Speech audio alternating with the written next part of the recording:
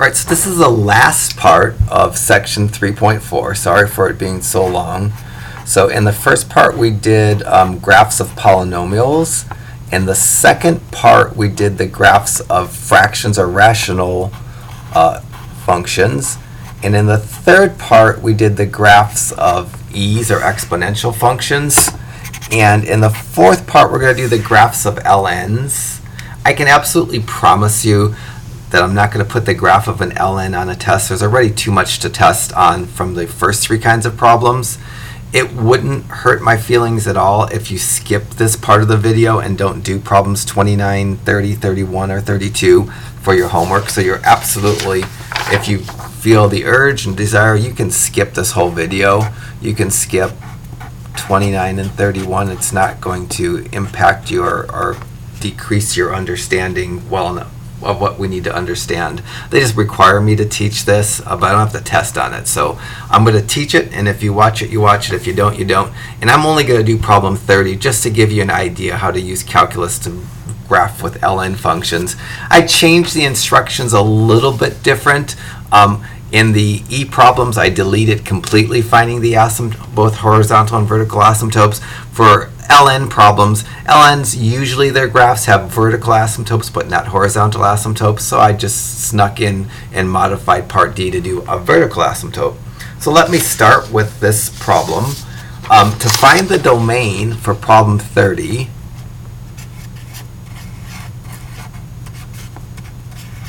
to find the domain of any logarithm, you set the argument of the logarithm greater than 0. So to find the domain of the ln of x minus 2, the algebra is just to take the argument and set it greater than 0. And it actually, the algebra produces an answer that's suitable. So for the domain, I can transfer this to words. I can say all real numbers greater than 2.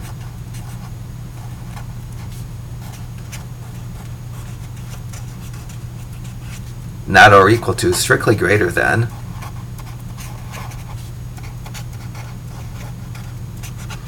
As an interval, that's an interval from 2 to infinity.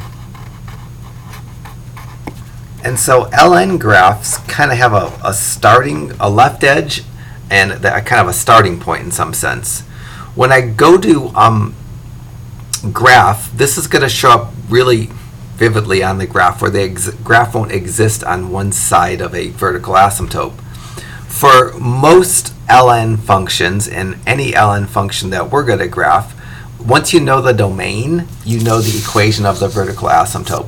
The vertical asymptote in part D, and I'll just sneak that in here because it kind of fits. The vertical asymptote is going to have an equation that has an x and an equal. Vertical lines have x's but not y's. And it's going to be the edge of the domain. So this graph is going to have a vertical asymptote at x equal to 2, and it's going to separate the graph into halves, a half where the graph exists and a half where it doesn't exist. I'm going to show this feature on my graph real quickly here. So as I go to do 30, forget what letter it is, part K, sketching a graph of the function f of x equals the ln of x minus 2.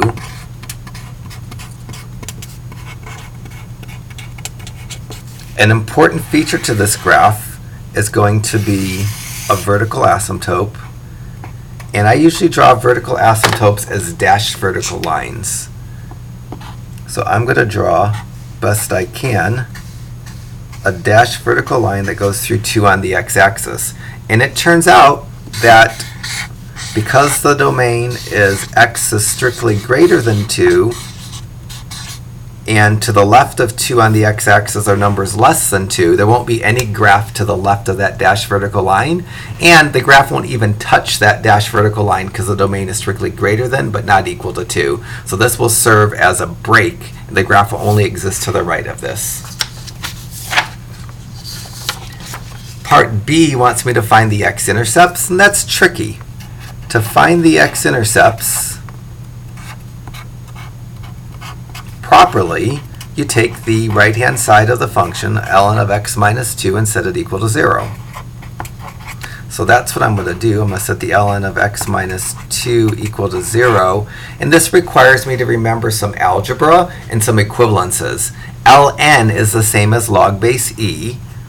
So I can rewrite this as, instead of ln of x minus 2, I can write it as the log base e of x minus 2. I will need to write this in its exponential form. To write it in its exponential form, I cross out the logarithm and I switch the 0 with the x minus 2. And the exponential form of this is e to the 0 equals x minus 2. When I take the x minus 2 away from the logarithm, it doesn't need to be in a parentheses anymore. And then on the left side, e to the 0 equals to 1. So I get 1 equal to x minus 2. I'm going to add 2 to both sides and get x equal to 3. The x part of the x-intercept is 3. Always the opposite letter, in this case the y, has a 0. So the x-intercept is going to be 3, 0. That's going to show up as a point on my graph. And the point on my graph I'm going to plot for this is the point 3, 0. That's just spot on the x-axis. All right, so let me keep going with this. The next feature I need to find is the y-intercept. That's part C of number 30.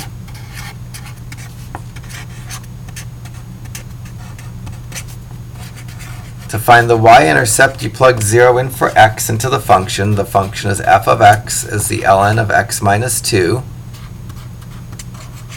So I'm going to go f of 0 equals the ln of 0 minus 2. And bad things are going to happen. First of all, the y-intercept would be a point on the y-axis. There's no graph when on the y-axis, so there shouldn't be a y-intercept. Algebraically, the algebra gives me f of 0 equals the ln of minus 2, and natural logs are only defined for positive numbers. They give i's for negative numbers, and I'm not sure what my calculator is going to do here when I do the ln of negative 2. I don't know if it's going to give me an I or an error message. It says error, non-real answer. It's an I, and I's aren't showing up anywhere on our graph. So this right here is an imaginary number. So we're going to say there's no y-intercept because the algebra doesn't produce a real number. So for the y-intercept part of this, I'm going to say there's none. All right, so it doesn't show up on the graph. Next thing we need to do is the increasing, decreasing maximums and minimums because I snuck the vertical asymptote in there already. And in order to do increasing, decreasing maximums and minimums, I have to have the first derivative. So for 30e, the intervals where the graph is increasing, 30f, the interval where the graph is decreasing, and 30g, any relative maximums and relative minimums, I'm going to need the first derivative. There's going to be a little important twist on the number line because the domain is only from 2 to infinity. Really, I won't need to stick any number less than 2 on my number line, but we'll get to that in a second. So let me get that derivative done. The original function is ln f of x equals the ln of x minus 2. To find the derivative of an ln function, the derivative doesn't have an ln in it. You take the argument of the ln function, put it in the denominator of a fraction for the derivative. In the numerator of that fraction, you take the derivative of the argument. The derivative of minus 2 is 0. The derivative of x is 1. The derivative is of the function is 1 over x minus 2. And because the derivative is a fraction, to find the critical numbers, you're going to separately set the numerator and the denominator equal to 0. So I'm going to set 1 equal to 0, and I'm going to set x minus 2 equal to 0. When you set the 1 equal to 0, because it doesn't have an x, it doesn't give a solution. When you set the x minus 2 equal to 0, you get x equal to 2. So if I just blindly did what I always been doing, I would, on a number line, put negative infinity and positive infinity on the edges, 2 between the infinities, and I'd create intervals from negative infinity to 2 and 2 to infinity.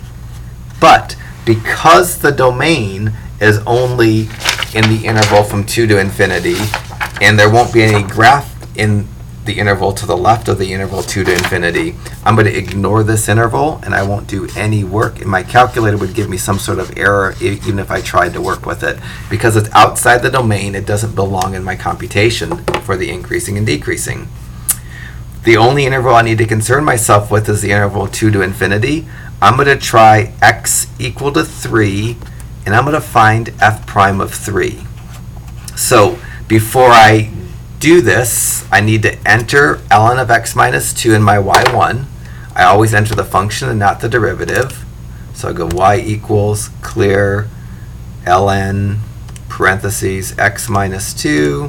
I'm going to zoom standard it. It's probably adequate. My calculator does really poorly on graphing natural logs. It doesn't do well with the asymptotes. But let me just, I'll improve upon that in a bit.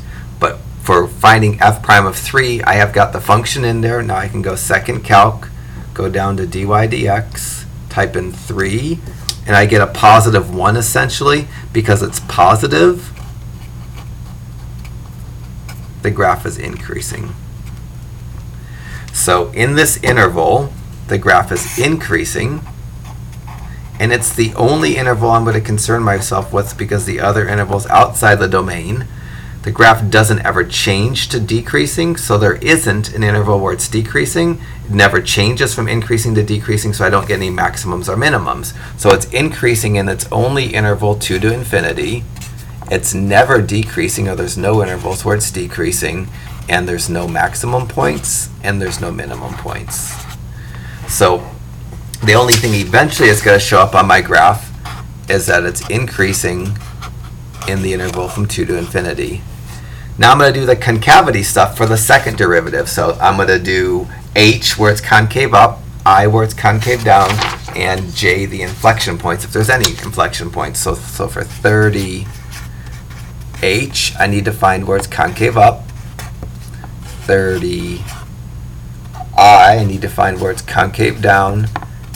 And 30j, I need to find any inflection points. The original function is f of x equals the ln of x minus 2. Its derivative, we just did on the last sheet of paper, was 1 over x minus 2. I want to find the second derivative, and I could use the quotient rule to find my second derivative. Or if you have a fraction that doesn't have an x in the numerator, you can rewrite it and use the chain rule. And I'm going to do that. I'm going to rewrite this so it's not a fraction to make my second derivative easier to compute. So I'm going to rewrite f prime of x by moving the x minus 2 up to the numerator and making it have a negative exponent. The x minus 2 didn't have a parentheses, but I threw a parentheses in, made an exponent of 1 to make that switch easier. And now I'm going to find the second derivative using the chain rule. So I'm going to multiply the exponent negative 1 by the coefficient 1 and get negative 1. Leave myself some room. Take the x minus 2 and lower the exponent to negative 2. In where I left myself some room, I take the derivative of each term in the parentheses. The derivative of x, because it's a first power term, its derivative is its coefficient of 1. The derivative of minus 2, because it's a constant, is 0. So this is going to give me f double prime of x equals negative 1, and rewrite it as over x minus 2 squared. To get my critical numbers, because the derivative is a fraction, I separately set the numerator and the denominator equal to 0. When you set the numerator equal to 0, because it doesn't have an x, it doesn't give a critical number, there's no solution. And any quantity with an exponent set equal to 0, it's just enough to set that quantity or the insides of the parentheses equal to 0. And then the only critical number I'm going to get is x equal to 2. Again, if I want to do my number line work, normally I'd put negative and positive infinity at the edges of my number line and my critical number between them. But that first interval from negative infinity to 2 isn't part of the domain, so I'm going to ignore it, and I'm only going to work with the interval of 2 to infinity. And in that interval, I need to pick a number and plug it in the second derivative. I'm going to put 3 into my second derivative. I'm going to go f double prime of 3 equals negative 1 over 3 minus 2 squared. That's going to equal negative 1, but let me do that on my main screen. So I'm going to go parentheses negative 1 divided by parentheses 3 minus 2 squared, and that gives me -1. Because it's negative, the graph is concave down in that interval. So in the interval from 2 to infinity, the graph is concave down. There's no graph in the interval from -infinity to 2, so it has no concavity there. So I can answer my stuff here. For it's concave up, it's no intervals or never. Not really sure what I want you to write. I take either, never, or none. It's concave down in the interval from 2 to infinity, and so it doesn't have an inflection point because it doesn't ever change inflections. There's not a heck of a lot to throw on my graph that I started. So in terms of my graph, it's concave down in the interval from 2 to infinity, and there's no inflection points. So the only features my graph needs to show, it needs to have the x-intercept, needs to have the vertical asymptote, and it needs to be increasing in concave down forever. And that's what my calculator is attempting to show when I graph it on my calculator. I wonder if I make my y's smaller, if it'll do better. If I make my y's like to the 2's, I don't know if it's going to make the graph better. It doesn't make it a heck of a lot better, doesn't it? So to get a better graph, something that's more suitable, I can change the windows to a small value of y. If I want to see the vertical asymptote, the equation of the vertical asymptote is x equal to 2. If in my y2 I enter 1,000 times x minus 2, my calculator will draw something that looks like a vertical asymptote. My calculator needs a y in an equation because it only graphs functions. X equal 2 is a vertical line, which isn't a function. My calculator can't graph it. To trick it to graph something that looks like a vertical asymptote, I create a line with a slope of 1,000 and it looks like a vertical line. So now there is the asymptote drawn in, and I'm just going to copy that and call that my graph. So it's increasing, concave down, goes through the x-intercept, continues to increase forever and stay concave down. So that would be a good enough graph for me. It's increasing everywhere in the domain, concave down everywhere, and it goes through the x-intercept, has a vertical asymptote at x equal to 2. That looks good enough for me, so I'm going to stop there. If you find the desire to do problems 29 and 31, you're most welcome to do problem 29 now and 31. But again, if you skip this entire set of problems, I don't have a problem. It won't make it onto your test. All right, so I'm going to stop the video. We just have section 3.5 left, which isn't near as long as this 3.4, and then the test review.